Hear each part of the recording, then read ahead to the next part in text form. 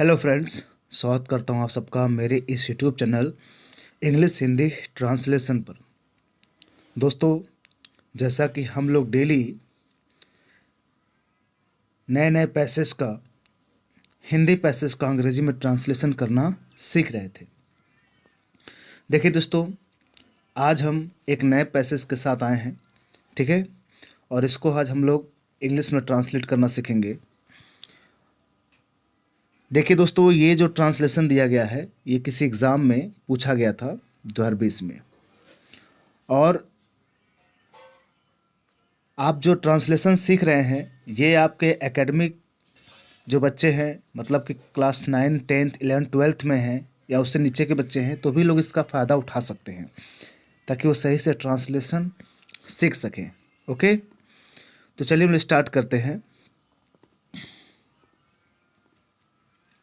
देखिए दोस्तों, कहा जा रहा है हमारा देश तेज़ी से उन्नति कर रहा है। ठीक है, हमारा देश तेज़ी से क्या कर रहा है? उन्नति कर रहा है। यह एक प्रगतिशील देश है। जनसंख्या और बढ़ती कीमतें बड़ी समस्याएं हैं। यदि हम इन्हें नियंत्रित कर लें तो हमारा देश महान बन सकता है। ठीक है, तो ये पैसेज आपको दिया गया है। हम इसके एक एक पार्ट को पूरा टेंस, जो क्या क्या रूल लगे हैं, किन रूल का इस्तेमाल करके इसको बनाया गया है, उस पूरे एक एक बात पर हम डिस्कशन करेंगे।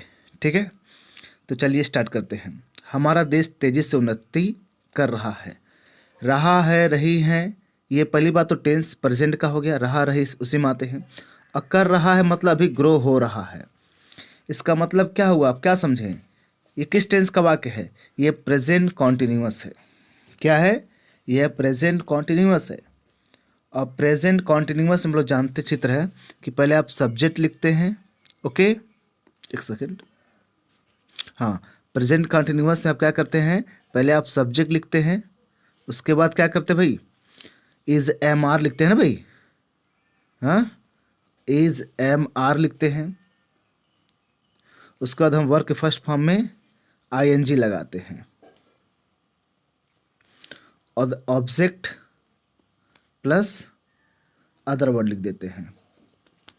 हालांकि इसमें इज एम आर ज़्यादा इम्पोर्टेंट है। हाँ, ज़्यादा इम्पोर्टेंट इज एम आर देखना होता है, क्योंकि आपको पहचानना होगा, तो आपको ये पता चलना चाहिए कि किस टेंस का वाक्य है। मैं कलर चेंज कर देता हूँ। हाँ, ठीक। तो आपको पता चलना है किस टेंस का वाक्य है। तो यहाँ पर कर रहा है हो गया, ये प्रेजेंट कॉन्टिन्यूअस टेंस का। तो हमने कहा पहले सब्जेक्ट लिखे, कौन तेज बढ़ रहा है? हमारा देश। सब्जेक्ट क्या है? हमारा देश, आवर कंट्री। तो हमारा देश एक ही है तो सिंगुलर है, इज। उसके बाद वर्क के फर्स्ट फॉर्म में क्या लिखेंगे? आईएनजी। क्या? ग्रोइंग। ग्रो मतलब बढ़ना होता है, मतलब उन्नति करना, तो ग्रोइंग हो जाएगा। हो गया। इंक्रीजिंग भी होता है, तो इंक्रीज मतलब वो मात्रा का बढ़ना किसी चीज़ का, लेकिन यहाँ पर हम ग्रो मतलब उन्नति की ओर बढ़ रहा है ना, तो ग्रोइंग कहेंगे। ठीक है, तो growing. Our country is growing. कैसे बढ़ रहा है भाई? तेजी से बढ़ रहा है, तेजी से, रैपिडली। क्या कहेंगे? तेजी से मतलब रैपिडली। यह एक प्रगतिशील देश है। क्या बोलेंगे? इट इज़ देश है ना।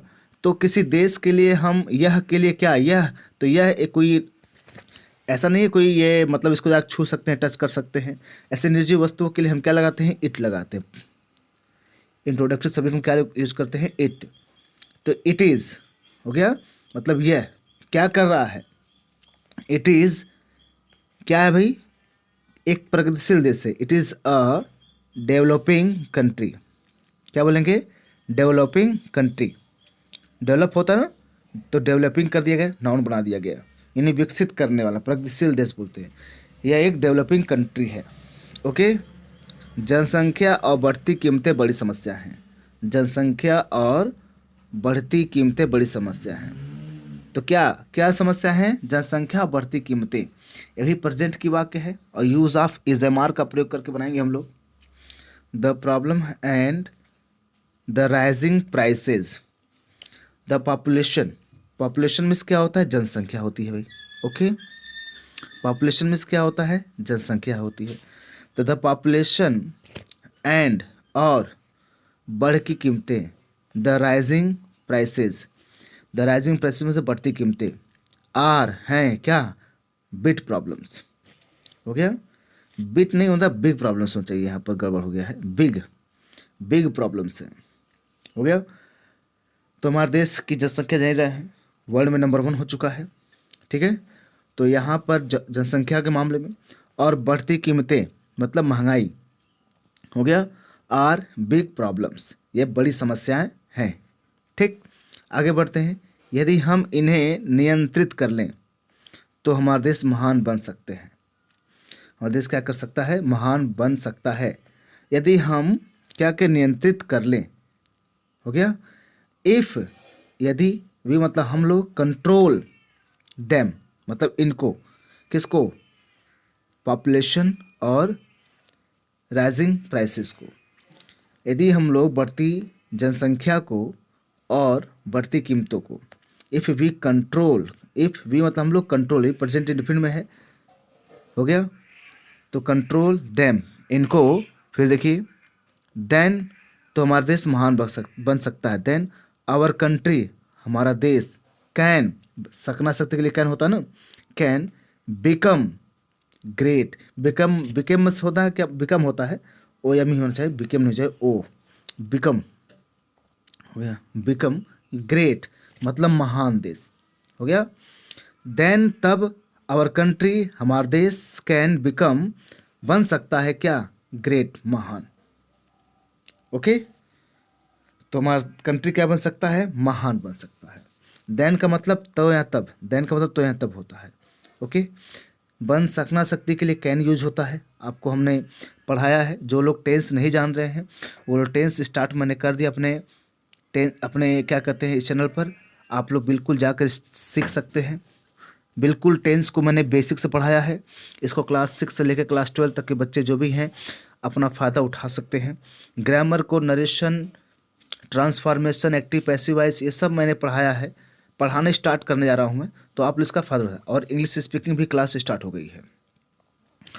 सो फ्रेंड्स, आशा करता हूँ आप लोग को समझ में आया होगा। देखिए दोस्तों, मैंने बार बार कहा है कि अगर आपको ये सब सीखना है तो आपको टेंस अच्छी तरह से आना पड़ेगा। टेंस है, यूजेस है, आप जाइए प्ले लिस्ट में देखिए, मैं टेंस यूजेस भी पढ़ा रहा हूँ मैं। ठीक है, तो टेंस हुआ, आपको अच्छी तरह आना चाहिए।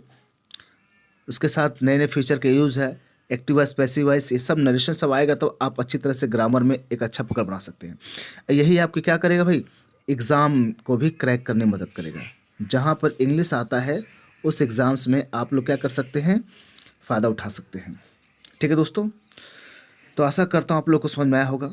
अगर आपको अच्छा लगा है तो चैनल को जरूर सब्सक्राइब करिएगा, वीडियो को लाइक करिएगा और जिनको ज़रूरत है दोस्तों वहाँ तक जरूर पहुँचाइएगा।